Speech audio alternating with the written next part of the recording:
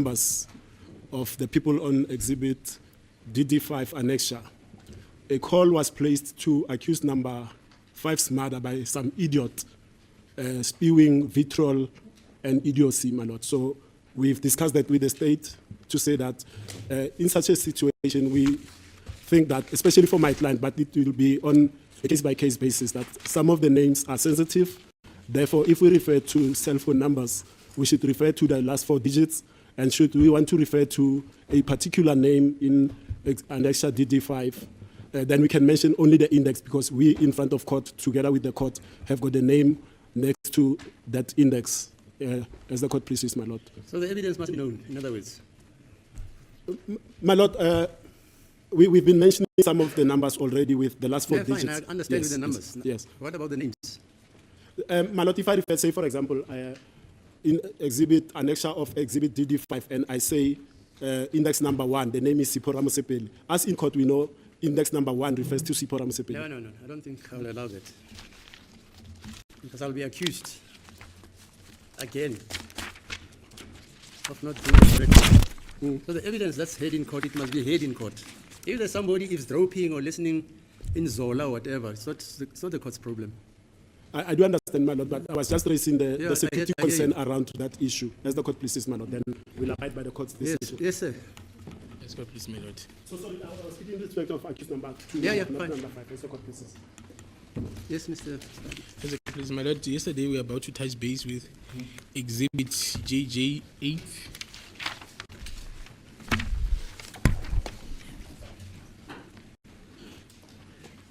So Mzansi, I do these videos for education and entertainment purposes, and definitely have no intent to cause any harm to anybody. So I want to take a moment to apologize if any of my videos did contain numbers of those in Bongani's family.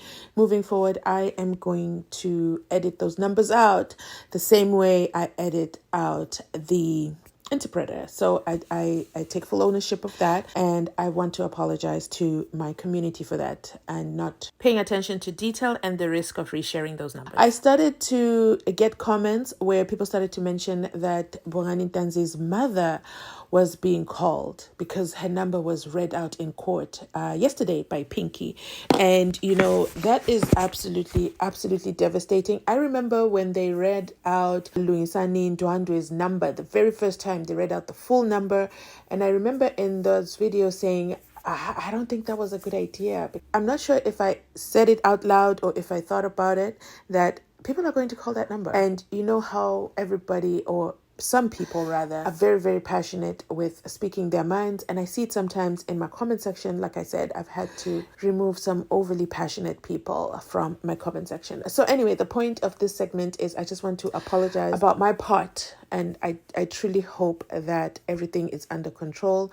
I'm not sure what can be done for Bongani Ntanzi'S mother, as honestly, guys, how are you calling an old lady? She already hasn't seen her son in 4 years. Why are you adding to her torment? As far as I know, Bongani Ntanzi has not been convicted yet. He is innocent until proven guilty. And this is your friendly reminder. So Mzansi, I commit to editing out numbers moving forward. Okay, so I hope you can accept my apology on that part. Now let's break down what just happened in court. First of all, anytime there's anything happening in court at the beginning of the session, who stands up to talk? Who brings the information forward? Anybody? It's Baloyi. Who brought accused number 1's medical certificate and put it on record? And Baloyi. Now today, Ramasepele, I don't know what the agreement was. I'm just an observer, right? I'm observing and I'm speaking of what I'm observing, and I could be wrong. My question to you is, why did Baloyi not bring this to the attention of the court?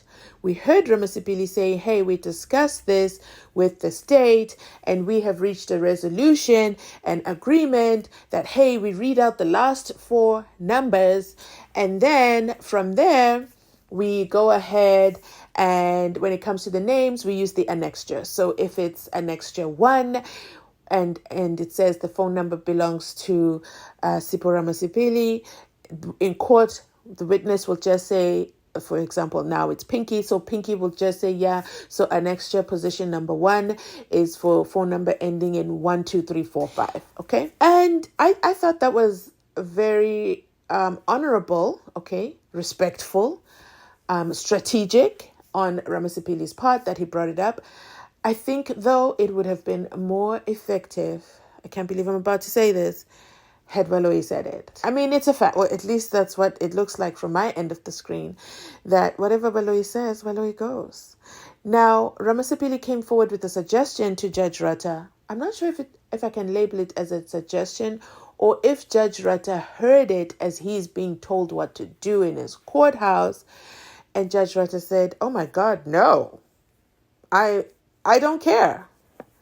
I don't think I can allow that because I will be accused again of doing things incorrectly. Now, I'm about to digress, but did Judge Ratha say before I am accused again?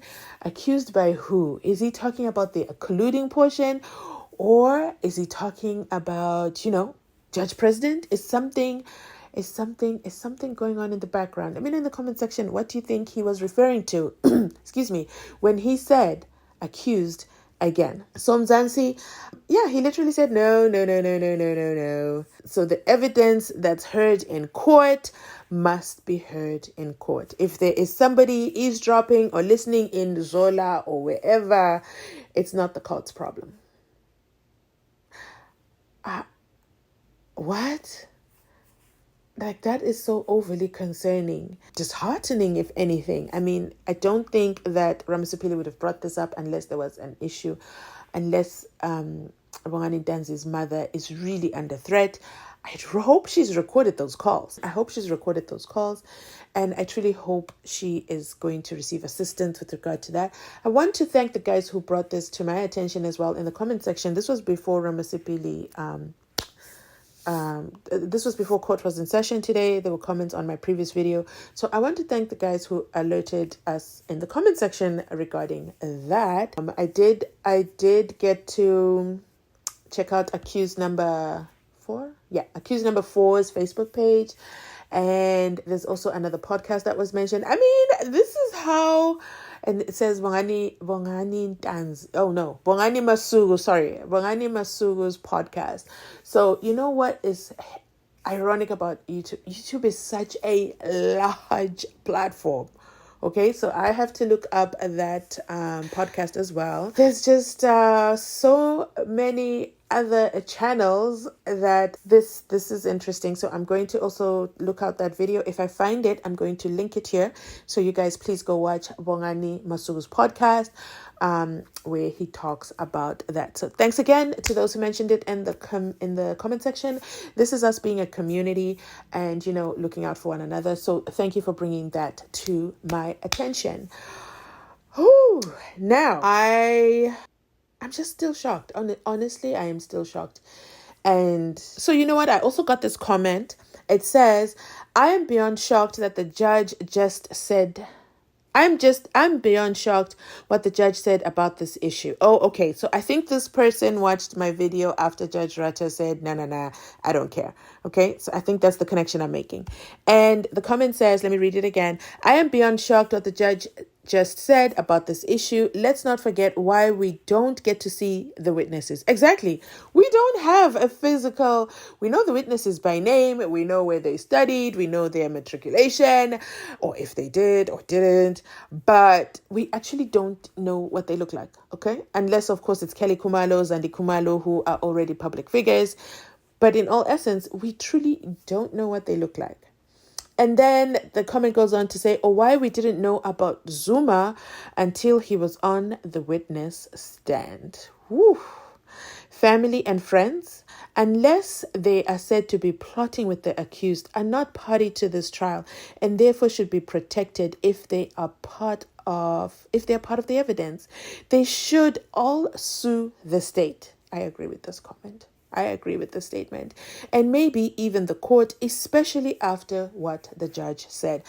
Listen, if you are in the legal fraternity, Black Lawyers Association, any lawyers association, please step into the comment section and let us know, what legal recourse do these witnesses? No, they're not witnesses. These named individuals, these named civilians have, in terms of their names being just thrown out in court, said in court, with no regard for their safety or their privacy. And neither are they being alerted ahead of time. I don't know. Maybe I should do some research around that.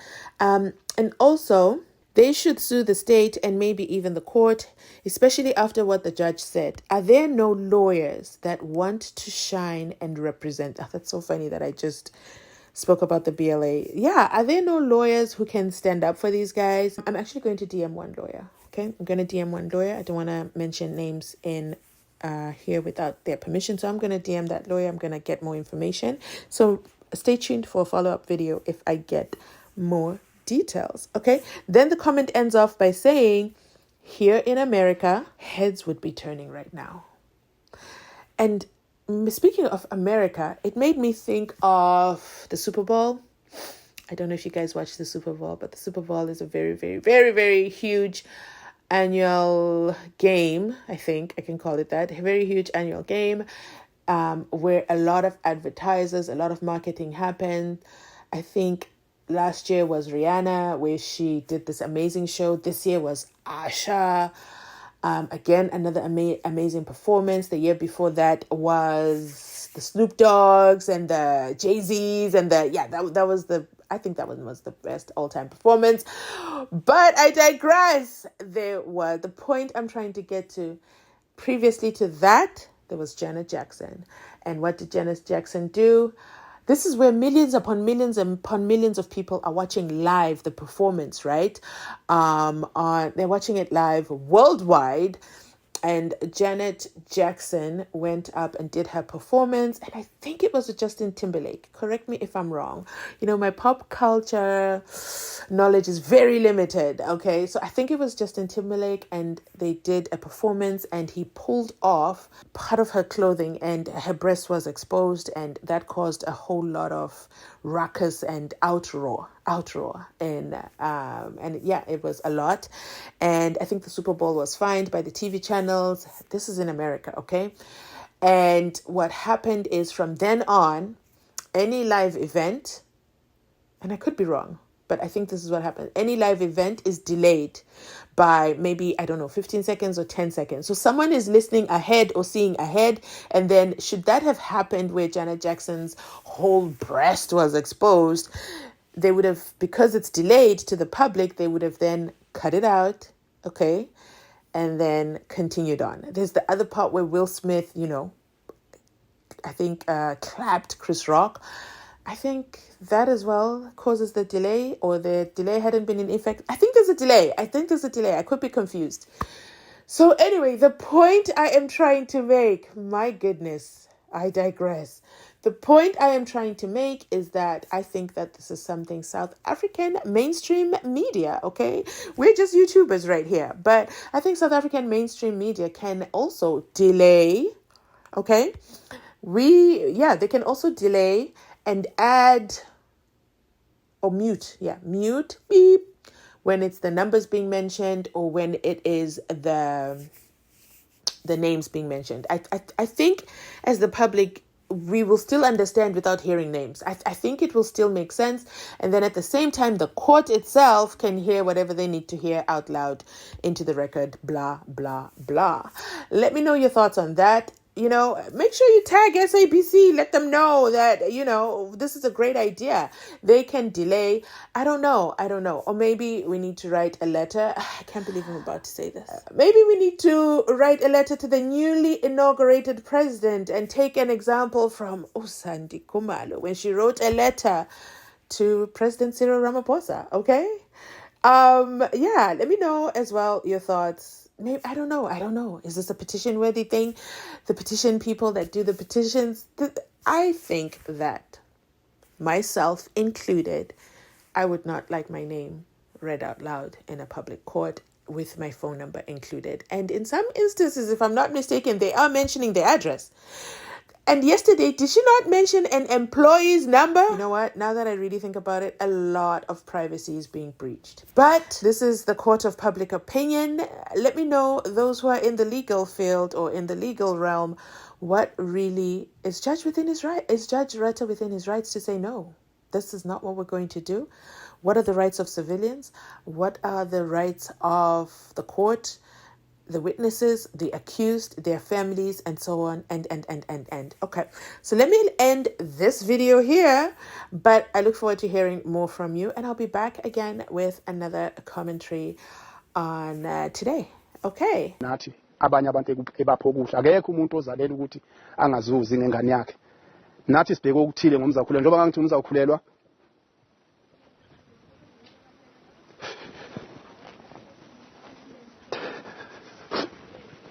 ngangidandela ukuzaleka kwami mina uqobo ngagcina ngithi ke namhlanje ngizele umzakhulelwa uye yedwa indodana yami ekhona la ekhaya engethembele kuyo inengane la icekeni iganiwe ithemba lami benginalo kutefa ukuthi ngelinye ilanga ingane yami izophuma kule ndawo ekuyona ngendlela ebengimbona ekhuluma ngayo nangendlela ebengazi ngayo nami ngoba bengazi ukuthi umzakhulelwa wasiyumbulali kaMeyiwa. Not far from the Sibiya home is the Ntanzi homestead. The family of the youngest of all the accused, 30-year-old Bongani Ntanzi, is also referred to as accused number 2. They tell us he has been the breadwinner of their family, providing for 10 people, including his 9-year-old child. Because Bongani was the sole breadwinner, his absence also meant there was no money to even travel to Gauteng, where he is currently incarcerated. They say he got himself a lawyer, as none of them could afford those legal services. All they could do is watch the trial on television, especially on behalf of their mother, who can't bring herself to watch the proceedings. Every time he enters the dock, she leaves the house to get an update later. It was a shock to them when Advocate Malesela Defo dropped the news of his withdrawal. This last clip is just to humanize the accused, the 5 accused, Bongani Ntanzi included. His mother cannot even watch him when it's live on SABC. So why would anyone really and truly call this woman? Why would they call her? Calling Bongani Ntanzi's mother is not going to bring SENZO MEYIWA back to life. It is also not going to improve the chances of the case being solved. This is still a cell phone case and a cell phone data, and that is how you have the number to call her. But I hope that the state realizes their error and that they get back on track to the case which we're all gathered for, which is justice for SENZO MEYIWA. Who pulled the trigger? Who killed SENZO MEYIWA? We don't care how many girlfriends Bongani Ntanzi had. Leave his mother alone. Leave his family alone. Leave the mentioned alone. And you know what? And that is it from me today. If you've made it this far in the video, you already know you're part of our VIP gang. Remember to like, comment, and subscribe. I absolutely love it when you do. Somebody commented that they're in Zanzibar right now. I am jealous, but if you're out there on holiday, I hope you're enjoying yourself. I hope you're enjoying yourself. I hope you're enjoying yourself and enjoy your time over there. Are the waters blue? Did you see where maybe Thabo Bester and Nandi Pamakutumana were hiding out? Let me know in the comment section down below. And thanks so much for watching. I'll catch you on my next upload.